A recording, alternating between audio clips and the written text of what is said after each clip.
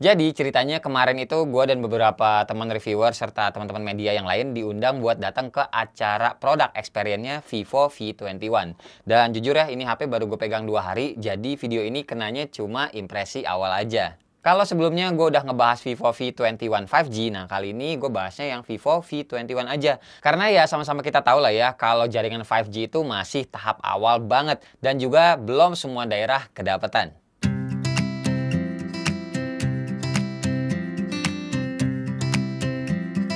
Hai semua, gua Wasa. Ya guys, ini adalah Vivo V21. Secara fisik ya, kalau kita ngomongin, yang kelihatan beda banget sama V21 5G adalah bagian bawahnya nih. Yang Vivo V21 yang gue pegang, ini ada jack audionya. Sedangkan kalau yang V21 5G itu nggak ada. Jadi buat teman-teman yang masih nyari atau masih butuh banget jack audio, ya fix ngambilnya yang Vivo V21 ini ya.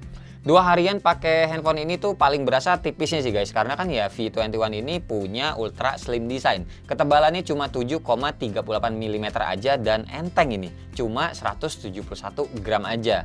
Pakai casing bawaannya juga berasa masih enak banget dibawa-bawa. Baterainya 4000 mAh.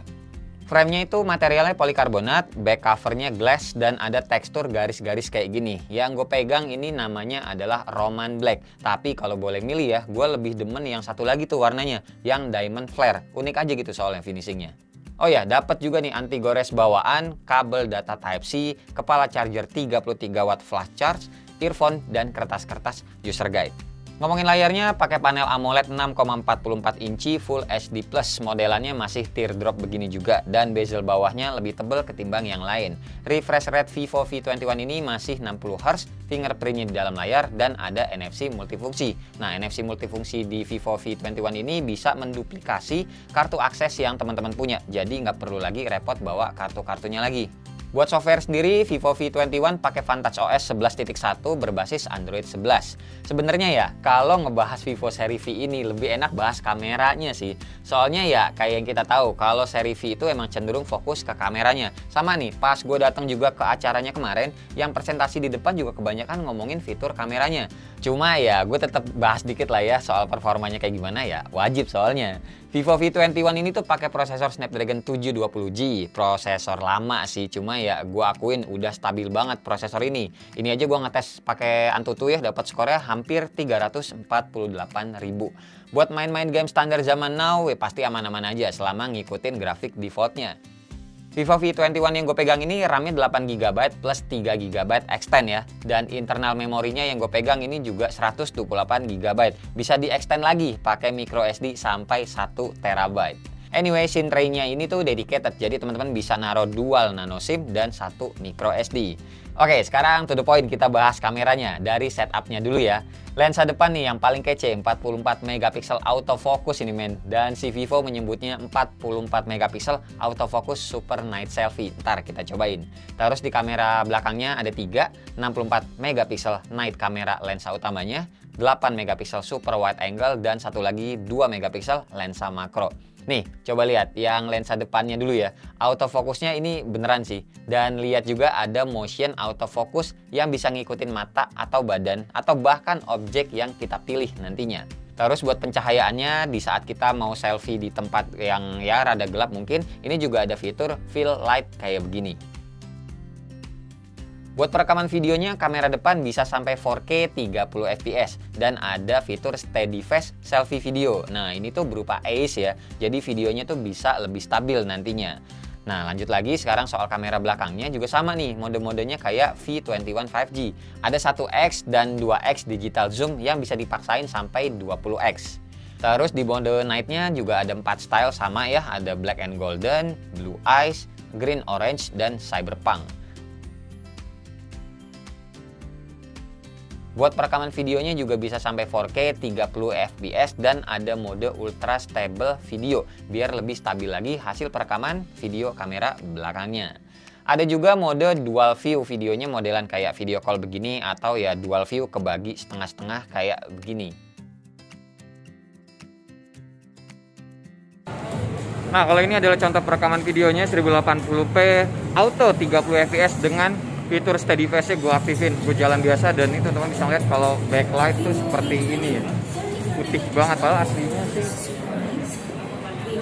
Kelihatan nggak sih? Aslinya kayak gitu. Ada di lantai tinggi, tapi kalau jadinya begitu ya. Jadi lebih baik jangan di area yang backlight. Jadi mendingan mataharinya di sana. Ada ke kita kayak gini sih, gue senang hasilnya ya. Stabil sih harusnya. Kalau gue ngeliat previewnya ini oke loh. Seperti biasa, Vivo selfie-nya ya. Oke. Sip, lanjut. Oke, kalau yang ini kamera belakangnya ya, gua ngerekam di 1080p 60 fps sebenarnya, cuma fitur anti shake-nya gua aktifin. Nggak tahu deh ini tetap di 60 atau biasanya sih turun ke 30 ya. Ini ada temennya Om Diar di sini. Mikael, gadget apa? Kayak itu gadget. Lo Kartolo apa Kumar sih? Kartolo apa Kumar mati. Stabil sih ini stabil banget sih guys. Ya ini ada mas-masnya juga yang rekamin gue rekam balik lo mas, gantian lo, gue rekam balik lo, rasain lo. Oke, itu panggungnya ya, kita di acara Vivo V21 soalnya. Wah, di sini tetap maskeran semua ya, padahal kita tadi itu sebelum masuk sini udah di swab antigen. Oke, hasil fotonya sih kalau buat gue sendiri bagus dan gue suka. Nggak lebay warnanya, dan gue demen banget sama SDR-nya tuh bisa dramatis ya, walau kita menghadap matahari langsung. Hasil selfie-nya juga bisa natural, bisa juga dikasih efek beauty. Intinya nggak kayak yang dulu sih, beauty-nya tuh pasti selalu aja kayak on gitu loh, walaupun udah kita offin.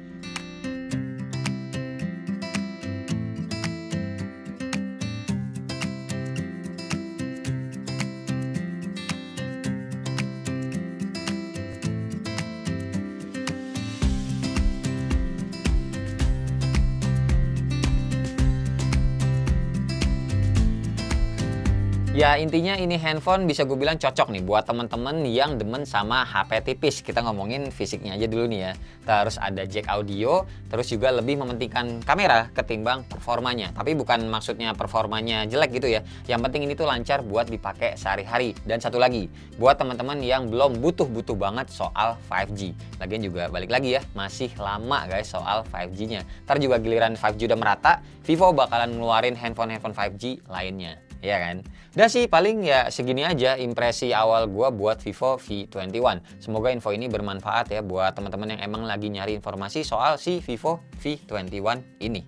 Oke, terima kasih banget pokoknya buat teman-teman yang udah nonton dari awal sampai akhir, dan seperti biasa nggak usah di like, nggak usah di share, dan nggak usah juga di subscribe channel ini kalau tidak bermanfaat.